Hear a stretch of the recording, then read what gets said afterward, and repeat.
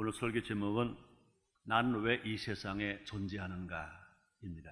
한번 따라하시겠습니다. 나는 왜 이 세상에 존재하는가? 정확하게 대답할 수 있습니까?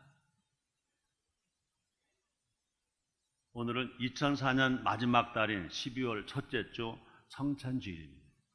이제 2004년도 한 달밖에 남지 않았습니다. 한 해를 정리하고 새로운 해를 준비해야 할 시점에 우리는 서와 있는 것입니다. 우리 아무리 2004년아 머물러라 그래도 2004년 머물 수 없습니다. 갑니다. 또 준비가 안 됐다고 해서 2005년 새해야 좀 이따 와라 그래도 새해가 절대로 이따 오지 않습니다. 계속 오고 있습니다.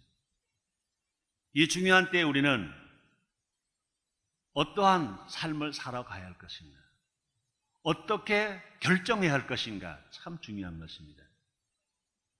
우리 교회는 12월 14일부터 목적을 위한 40일 특별 새벽 기도회를 할 것입니다. 하나님 목적에 근거하여 한 해를 결산하고 새 목표를 세우기 위함인 것입니다. 정말로 2004년을 우리가 시작한 후에 우리가 열심히 살았는데 어떻게 한 해를 결산해야 할까? 또 새 2005년이 우리에게 성큼성큼 다가오는데 어떻게 새해 목표를 세워야 할 것인가? 중요한 시점에 이런 기도를 우리가 하게 된 것입니다. 세상적인 성공과 하나님의 목적대로 사는 것은 다른 것입니다. 요한일서 2장 15절에서 이렇게 말합니다. 이 세상이나 세상의 것들을 사랑치 말라. 누구든지 세상을 사랑하면 아버지의 사랑이 그 속에 있지 아니하니 그랬습니다. 누구든지 세상을 사랑하면 아버지의 사랑이 그 속에 있지 아니하니 그랬습니다.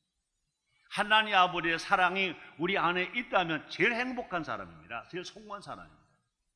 그런데 세상 것은 좀 가졌는데 안타깝게도 하나님의 사랑이, 아버지의 사랑이 우리 안에 거하지 않는다면 이건 슬픈 사람입니다. 세상적으로 성공했으니 올해 나는 승리했다고 생각하면 착각입니다. 주님이 기뻐하지 않는 삶을 살고 있다면 아무리 자기 소유가 응답되고 이루어졌다 하더라도 그 사람을 보고 성공한 사람이라고 하진 않을 것입니다. 목적지를 모르고 떠나는 여행은 여행이 아니라 방황인 것입니다. 목적지를 가지고 하는 여행은 참 즐겁습니다. 그러나 목적지 없는 여행은 여행이 아니라 방황인 것입니다. 너무나 많은 사람들이 목적 없이 살면서 방황하는 인생들이 얼마나 많은지 모릅니다. 목적지까지 가는 방법을 모르고 떠나는 여행은 아무리 세상 수를 많이 가져왔다 하더라도 평안함이 없습니다. 기쁨이 없습니다. 어디서 와서 왜 삶이 어디로 가는지를 분명히 알아야 할 것입니다.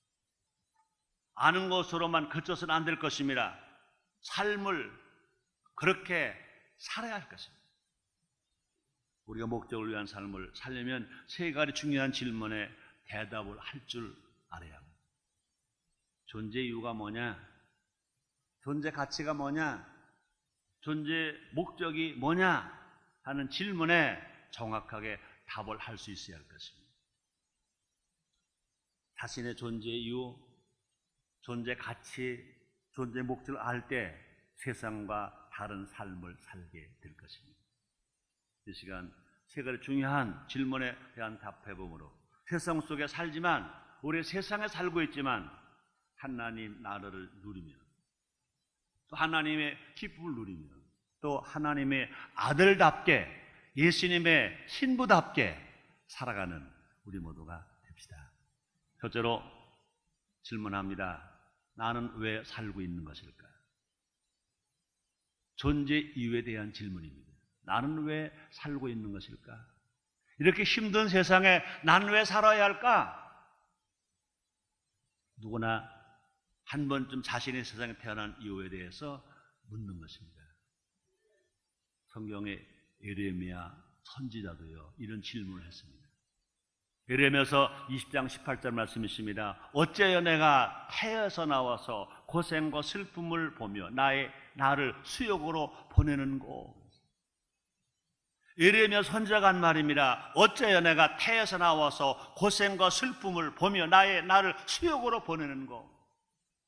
이걸 보면 인생은 뭐다? 고난이다. 인생은 뭐다? 고생이다. 그렇습니다. 이 사람들은 인생의 존재 이유에 대해서 여러 가지로 대답을 합니다. 쾌락주의자들은요, 인생의 목적은 그냥 그날 신나게 사는 거다. 그날 즐겁게 사는 거다. 내일은 모르겠다. 오늘 살았으니 오늘 먹고 오늘 놀자. 그렇습니다. 또 유물론자들은요, 인생은 무엇인가를 계속 얻는 것이다. 즉 물질을 소유하는 것이다. 돈 많이 벌자. 명예와 권세 많이 갖자. 그것이 인생의 최고다. 근데 최고일까요? 여러분 아시죠? 헤밍웨이 바다와 노인이라는 소설을 써서 글을 써서 노벨 문학상을 받았습니다. 돈도 많습니다. 많은 명성이 있었습니다. 그런데 그가 뭐라고 그랬습니까? 자기 마음 낯이 뭐와 같으냐? 덩그스된 끊어진 백렬 전등처럼 속이 텅 비었다. 그 많은 거 다 소유하고 있는 불구하고 내 속은 텅 비었다. 그래서 결국 어떻게 했습니까? 자기 자신이 긴 장총을 머리에다 대고 총을 쏴서 사살해버리고 말아버렸습니다. 유명한 심리학자인 칼 우먼, 유명한 분입니다. 우리보다 훨씬 공부도 많이 하는 사람, 너무 유명한 분입니다. 이렇게 말합니다. 나는 인생의 목적, 그 의미는 모른다. 나는 인생의 목적, 그 의미는 모른다. 그랬습니다. 사람들은 자신이 세운 철학, 꿈, 이상을 인생의 존재 이유로 착각합니다. 어떤 철학이나 종교나 과학도 인간의 존재 이유를 설명할 수가 없습니다. 학문이 설명 못합니다. 철학이 설명 못합니다. 과학이 설명 못합니다. 잘못된 존재 이유를 믿고 따르게 자살하는 사람이 늘어나는 것입니다. 많이 소유하고 있는데도 불구하고 보통 사람들, 야, 저 사람 참 행복하겠다, 참 부럽다. 그런데 그 스스로는요, 불행하다는 겁니다. 허무하다는 겁니다. 자기 힘을 자기가 끊어서 죽는 것입니다. 존재 이유를 바로 알면 삶을 포기한 어리석음을 저지르지 않습니다. 절대로. 존재 이유를 바로 아는 사람은 자살하지 않습니다. 인생의 존재 이유는 내가 만드는 것이 아니라 내가 발견하는 것입니다.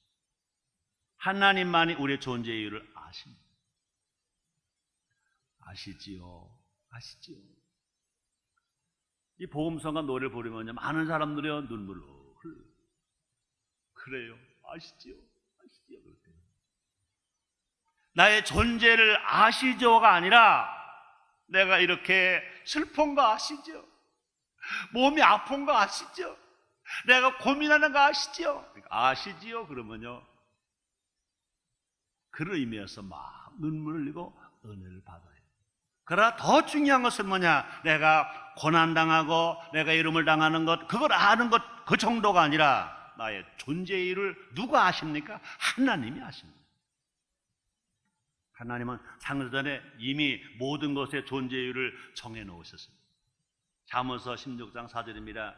여호와께서 온갖 것을 그 시험에 적당하게 지으셨나니. 여러분, 나나 여러분은요, 하나님이 쓰시기에 적당하게 지으셨습니다. 너무 넘치지도 않고 너무 부족하지도 않고 하나님이 쓰시기에 적당하게 지으셨다 그렇습니다. 다시 읽어드립니다. 잠언서 16장 4절 상반절입니다. 여호와께서 온갖 것을 그 시험에 적당하게 지으셨나니 그랬습니다. 하나님께서 우리를 지으신 이유는 한마디로 말하면 뭘까? 사랑하시기 위함입니다. 왜 하나님이 세상 만물을 지으셨을까? 더더군다나 하나님 형상과 모양대로 왜 사람을 지으셨을까? 사람을 사랑하시기 위해서 하나님이 지으셨다는 것입니다. 아멘. 안 믿어져요? 믿어져요? 믿으세요? 믿으세요? 믿으세요? 이걸 믿는 게 기독교 신앙입니다. 하나님 나를 사랑하신다? 하나님 나를 사랑하시고 나를 지으셨다? 나를 구원하셨다? 이걸 믿는 것이 기독교 신앙이다, 그 말인 것입니다. 우리의 존재 이유는요, 하나님의 사랑 안에 거하는 것입니다. 왜 내가 존재하느냐? 나를 사랑하셔서 지으신 그 하나님 안에 내가 거하는 것이 내가 존재 이유인 것입니다. 왜 우리가 천국을 가야 합니까? 눈물도 슬픔도 애통도 없어서 천국 가는 것이 아니라 하나님 앞에 가기 위해서 천국을 가는 것입니다. 하나님 안에 거하기 위해서 천국을 가는 것입니다. 여러분, 오늘 주일 성수하러 2004년도 12월 5일 첫 주일 하나님 성전에 왔습니다. 왜 왔습니까? 주님 안에 거하러 왔습니다. 하나님 안에 거하러 왔습니다. 에베소서 1장 4절입니다. 그 창세전에 그리도 안에서 우리를 택하사 우리로 사랑 안에서 그 앞에 거룩하고 흠이 없게 하시려고 그랬습니다.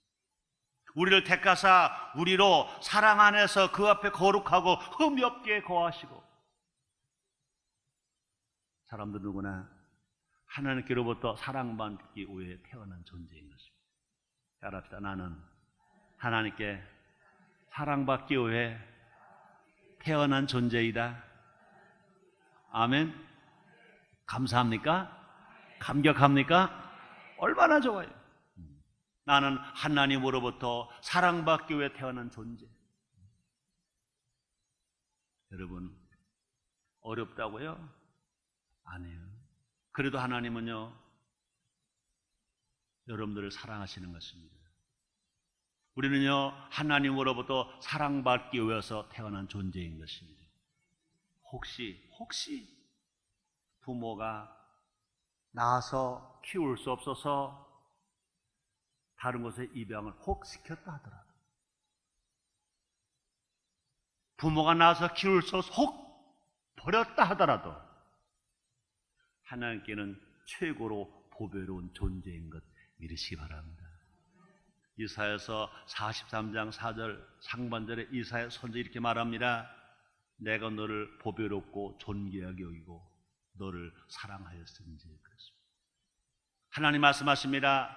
내가 너를 보배롭고 존귀하게 여기고 너를 사랑하였은즉. 그렇습니다. 우리 하나님은요, 우리를 어떻게 생각하십니까? 보배롭게 존귀하게 여기신다는 거예요. 보배롭게 여기시고 존귀하게 여기신다. 너를 사랑했다고 말씀하십니다. 여러분, 몸이 좀 불편하더라고요. 세상 사람들은요, 아이고 못났다고 말하더라도요, 나는 하나님의 기쁨인 것입니다. 따라합다. 나는 하나님의 기쁨이다. 혹시라도요, 남편이 여러분 어쩌쿵 저쩌쿵 그러면요, 낙심하지 마세요.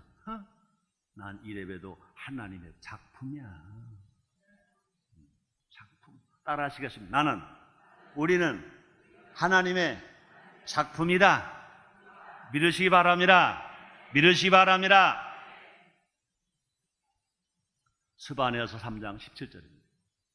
너희 하나님 여호와가 너희 가운데 계시니 그는 구원을 베푸실 전능자시라. 그가 너를 인하여 기쁨을 이기지 못하여 하시며 너를 잠잠히 사랑하시며 너를 인하여 즐거이 부르며 기뻐하리라 말씀했습니다. 너희 하나님 여호와가 너희 가운데 계시니 그는 구원을 베푸실 전능자시라. 그가 너로 인하여 기쁨을 이기지 못하시며 너를 잠잠히 사랑하시며 너로 인하여 즐겁게 부르며 기뻐하시리라 하리라 말씀했습니다. 별로 감각이 안 되나 보죠? 감격하지 않아요? 나는요, 내가 이 말씀을 읽으면서 너무너무 좋은 거예요. 세상에 이렇게 좋을 수가 없어요. 다시 읽어드릴게요. 보세요. 너희 하나님 여호와가 너희 가운데 계시니 그는 구원을 베푸실 전능자시라. 그가 너로 인하여 기쁨을 이기지 못하며 너를 잠잠히 사랑하시며 너로 인하여 즐거이 부르며 기뻐하시리라 말씀했습니다. 하나님께서는 우리를 그 손바닥에 새겨 놓으실 정도로 귀하게 여기시고 사랑하신다는 겁니다. 이사야서 49장 15절로 16절입니다. 여인이 어찌 그 젖 먹는 자식을 잊겠으며 자기 태에서 난 아들을 긍휼히 여기지 않겠느냐. 그가 혹시 잊을지라도 나는 너를 잊지 아니할 것이라. 내가 너를 내 손바닥에 새겼고 너의 성벽이 항상 내 앞에 있나니. 여러분, 마음속 엄마는요, 아들이나 딸이 뭔가 사달라고 막 욕을 합니다. 연필, 뭐 필통, 뭐 운동화. 근데 잊어먹을까 같거든요. 그러면 이제 엄마가 손을 딱 내면, 야, 내가 잊어먹을 수 있으니까 내 손바닥에 네가 씁니다. 가지고 이제 시장 갑니다. 다른 거 다 사면서도 이것만 봅니다. 이거 샀나 안 샀나. 손바닥에 새겼다는 거죠. 왜요? 잊지 않으려고, 잊어먹지 않으려고. 우리 하나님 우리를 얼마나 사랑하시는지 말씀하십니다. 내가 너를 손바닥에 새겼고. 우리를 얼마나 사랑하시는지 우리 잊지 아니하시려고 손바닥에, 하나님 손바닥에 새기셨다는 거죠. 누가? 여러분이. 누가? 내가. 그래서 우리는요, 삶의 의미가 있는 줄 믿습니다. 그리고 두 번째입니다. 나 인생은 진짜로 중요한가? 존재 가치에 대한 질문입니다. 나 인생은 진짜로 중요한가? 한번 따라해 보실래요? 나 인생은 진짜로 중요한가? 아멘입니까? 축하합니다. 인생에는요, 세 가지 단계가 있습니다. 생존하는 단계, 성공하는 단계, 중요함의 단계가 있습니다. 가장 낮은 단계는요, 생존하는 단계입니다. 아무 목적도 꿈도 없이 그저 살아가는 것입니다. 우리 어렸을 때 그런 말을 했습니다. 사람이 먹기 위해 사냐, 살기 위해 먹느냐? 두 가지가 다 저급 단계입니다. 먹기 위해 살든 살기 위해 먹든 그냥 생존하는 단계는 제일 저급 단계입니다. 그 다음 단계는요, 성공의 단계인 것입니다. 돈이든 명예든 인생의 분명한 목적을 갖고 달려가는 사람들인 것입니다. 대부분의 사람들 이 단계에서 살고 있습니다. 문제는 뭐냐? 죽으라고 노력해서 성공해도 인생의 공허함을 느낀다는 것입니다. 아까 말한 것처럼 해밍웨이 같이 유명한 사람은 삶의 의미를 모르고 마음이 공허하니까 덩그텐 끊어진 백열구처럼 속이 텅 빈 것 같으니까 자살한다, 그 말인 것입니다. 제일 높은 단계, 세 번째 단계는요, 중요함의 단계인 것입니다. 환경과 조건을 초월해서 자신이 얼마나 중요한 존재인지 깨닫고 사는 사람들인 것입니다. 많이 가져도 좋고 작게 가져도 좋고 나이가 들어도 좋고 나이가 젊어도 좋고 제일 중요한 것은 뭐냐? 나는 중요한 존재다. 나는 생존하는 단계뿐만이 아니다. 그냥 성공하는 단계뿐만 아니다. 나는 중요한 존재다. 중요한 존재다. 사람들은 부와 권세의 많고 적음에 따라 자신의 가치를 판단하려고 합니다.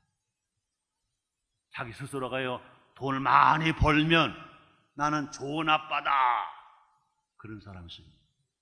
돈을 많이 벌면 난 좋은 남편이다, 그런 사람, 자기 스스로가.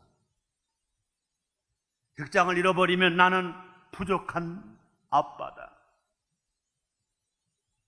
돈을 벌지 못하고 어려움을 당하면 나는 부족한 남편이야.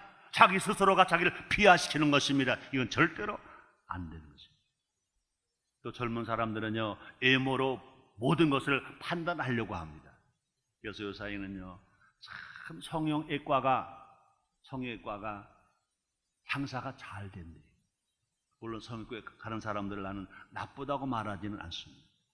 중요한 것은 뭐냐? 우리 하나님은요, 외모로 보지 아니하시고 마음 중심을 본다고 그랬습니다. 신앙 중심을 보는 겁니다. 삶의 중심, 그 마음 중심을 보는 겁니다.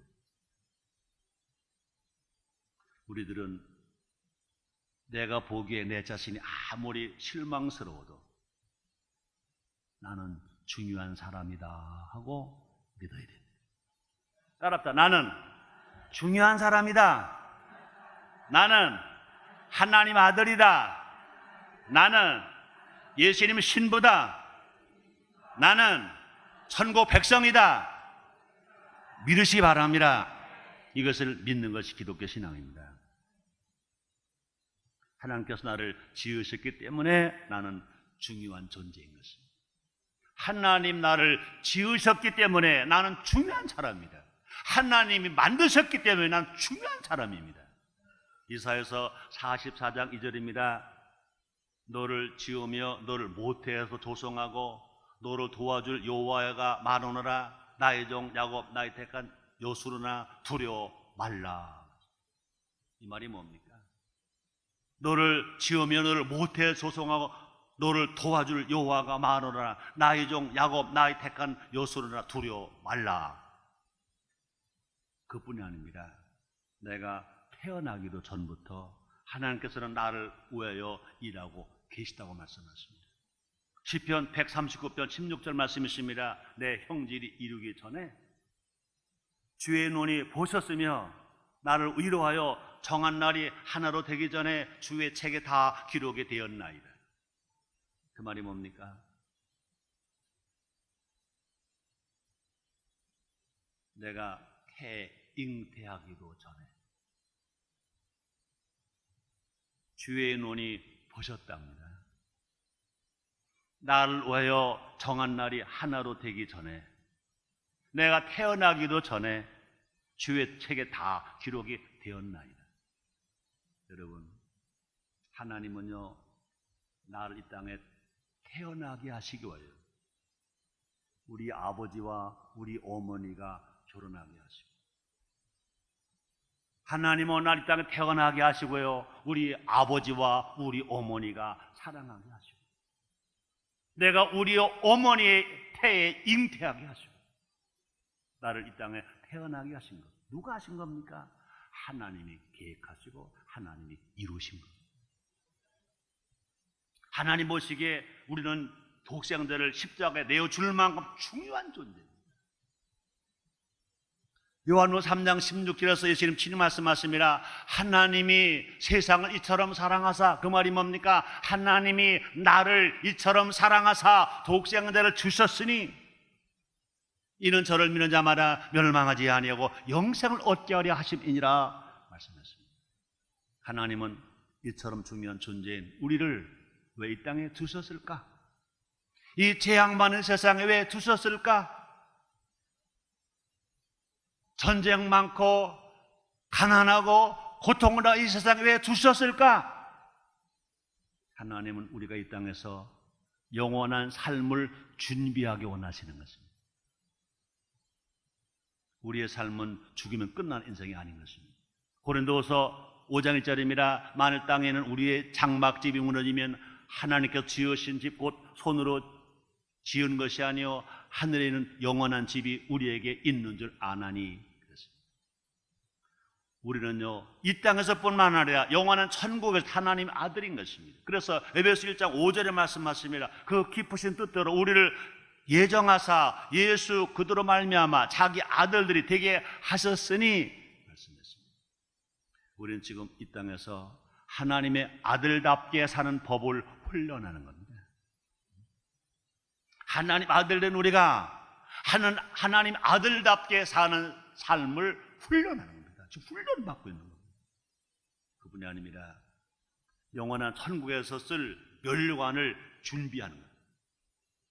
우리는 어떤 사정과 형편이 있든지 하나님 아들이라는 신분을 잊지 맙시다. 따랍다. 우리는 하나님의 아들이다. 그래서 우리는요 진짜로 중요한 존재인 것 아시기를 주의 이름으로 축원합니다. 세 번째입니다. 삶의 목적을 어떻게 발견할 수 있는가? 존재 목적에 대한 질문입니다. 삶의 목적을 어떻게 발견할 수 있는가? 어리석은 학자들은요, 사람이 진화됐대요. 원숭이가 진화되어 사람 됐대요. 심판지가 진화되어 사람 됐대요. 아이고, 말도 안 돼, 말도 안 돼. 우리가 진화된 존재라면 삶의 목적을 발견할 필요가 없습니다. 우리가 정말로 진화된 존재라면 아무리 삶의 목적을 찾으려 하더라도 발견할 수가 없는 것입니다. 우리가 진화된 존재라면 다른 동물과 다를 것이 하나도 없습니다. 인간의 중요한 존재라고 말할 수도 없는 것입니다. 우리가 분명히 알고 믿어야 할 것은, 우리는, 인간은 진화된 것이 아니라 하나님께서 직접 창조하셨습니다. 따라합니다. 하나님은 우리를 직접 창조하셨다. 아멘. 믿으시기 바랍니다. 믿어야 됩니다. 창세기 2장 7절입니다. 여호와 하나님이 흙으로 사람을 지으시고, 따라하시겠습니다. 여호와 하나님이 흙으로 사람을 무하시고 지으시고, 다시요, 생기를 그 코에 불어넣으시니 사람이 생명이 된지라. 아멘. 하나님이요 직접 지으셨대요. 여호와 하나님이 흙으로 사람을 지으시고 생기를 그 코에 불어넣으시니 사람이 생명이 된지라 그랬습니다. 삶의 목적을 찾는 유일한 방법은 뭘까? 하나님을 찾는 것입니다. 왜요? 하나님 지으셨으니까. 여러분, 물고기 중에 연어 알지? 연어. 연어는요, 알을 까서 새끼가 되어서 내놓으면 태평양 바다 다 다니다가 다 커서 자기가 깨어난 그곳으로 찾아온다는 것입니다. 물건 용도는 만든 사람이 잘 아는 것처럼 우리들의 용도는, 우리의 삶의 목적은 하나님만이 대답을 하십니다. 골로새 1장 16절입니다. 만물이 그에게 창조되되 하늘과 땅에서 보이는 것들과 보이지 않는 것들과 혹은 보좌들이나 주관들이나 정사들이나 권사들이나 만물이 다 그로 말미암고 그를 위하여 창조되었고, 만물이 다 하나님으로 말미암아 창조되었고 만물이 다 그를 위하여 창조되었다는 것입니다. 하나님을 위하여. 그러므로 삶의 목적을 알고 싶으면 할 일이 뭘까? 하나님을 먼저 알아야 합니다. 하나님의 창조주이심을 알아야 할 것입니다. 우리는 그의 피조물임을 알아야 할 것인 것입니다. 우리 교회에서는요, 12월 14일부터 40일 동안 목적을 위한 40일 특별 새벽기도를 실시할 것입니다. 왜 꼭 40일이냐? 왜 꼭 40일이냐? 물으신다면 삶의 변화에서 40일은 큰 의미가 있습니다. 성경 속에 40일이라는 숫자가 많이 나옵니다. 그 의미가 우리에게 큰 뜻을 해석해 주고 있습니다. 하나님은 사람들을 준비시킬 때 40일을 사용하셨습니다. 40일 숫자를 사용하셨다 그 말인 것입니다. 노아의 삶은 비가 오는 40일 동안 변화되었습니다. 노아가 120년 동안 방주를 지었습니다. 그러나 그래도 변화되지 않았습니다. 그러나 방주 속에 들어가서 비가 오는 40일 동안 노아의 인생이 바뀌었습니다. 모세는 시내산에서 40일에 걸쳐서 변화가 되었습니다. 다윗은 골리앗 때문에 40일 동안 도전을 받고 변화되었습니다. 니느웨가 변화되는데 걸린 기간도 40일이었습니다. 예수님은 성령이 끌려서 40주야를 광야에서 자신의 사역을 위해서 무장하셨습니다. 그뿐이 아닙니다. 부활하신 예수님은 40일 동안 나타나셔서 제자들을 변화시키셨습니다. 수제자라고 말하는 베드로도요, 예수님 잡히셨습니다. 그때 예수님을 모른다고 그랬습니다. 심지어 어린 비자 앞에서 예수님을 저주하면서 모른다고 그랬습니다. 그 제자들이 부활하신 주님을 만났습니다. 그러므로 불고 그들은요, 자, 고기 잡으러 가자. 그 세상으로 가버리고 말아버렸습니다. 예수님은요, 그들을 그냥 두고 떠나실 수가 없습니다. 부활하신 예수님이 40일 동안 제자들을 재훈련시키셨습니다. 제자를 변화시키셨습니다. 그러고 예수님은 부활 승천하셨습니다. 40일 동안 부활하신 예수님으로부터 재훈련을 받은 제자들 이제 변화됐습니다. 예수님 명령하신 대로 예루살렘을 떠나지 않았습니다. 마가다락방에 모여서 열흘 동안 10일 동안 마음을 갖춰 전혀 기도에 있었습니다. 왜 그랬습니까? 예수님 명령에 순종했습니다. 그들은 부활 후 40일 동안 예수님의 제자들이 변화된 것입니다. 40일 동안 40일 만에 변화된 겁니다. 40일은 영적으로 변화의 시간입니다. 40일 헌신해서 우리의 삶이 영원히 수지 맞는다면 이보다 더 좋은 일은 없을 것입니다. 목적을 위한 40일 특별 새벽 기도회는 우리의 일생을 아주 인생을 바꿀 것입니다. 생명을 거는 40일이 됩시다. 이 40일을 기다리십시다. 사모하십시다. 틀림없이 기적이 일어날 것입니다. 하나님께서 우리를 향한 삶의 목적을 각자 마음속에 각인시켜 주실 것입니다. 하나님께서 우리의 가족, 구역, 교회, 기업, 나라를 분명히 변화시켜 주실 것입니다. 깜짝 놀랄 좋은 일이 각 개인마다 일어나게 될 것입니다. 결론입니다. 조지 허버트가 이런 말을 했습니다. 자신이 데려가는 사람이 되기에 너무 늦은 때는 없다. 많은 사람들이요, 난 이제 늦었어. 난 때가 너무 늦었어. 아닙니다. 시간이 되려고 자기 자신이 데려가는 사람이 되기 위해는 너무 늦은 때가 없다 그랬습니다.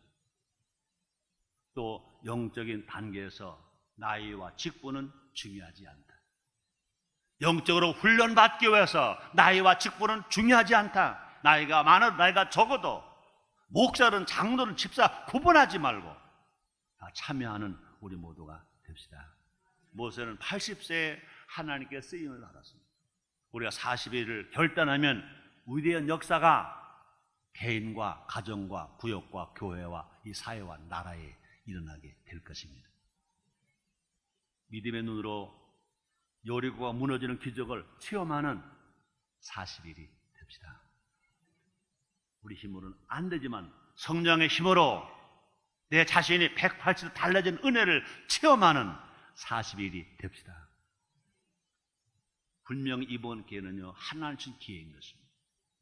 하나님 주신 기회를 붙잡는 우리 모두가 다 되어서 주님을 기쁘시게 하며 사람들에게 기쁨을 주며 우리 하나님 아버지 영광을 들으며 각자 자기에는 큰 보람과 기쁨과 축복의 열매가 맺게 되시기를 주 이름으로 축원합니다. 기도하겠습니다. 하나님 아버지 고맙습니다. 감사합니다. 깨닫게 하시니 감사합니다. 기도하게 하시니 감사합니다. 응답하시니 감사합니다. 기회를 주시니 감사합니다. 이루어지게 하시니 감사합니다. 예수님의 이름으로 기도드리옵나이다. 아멘.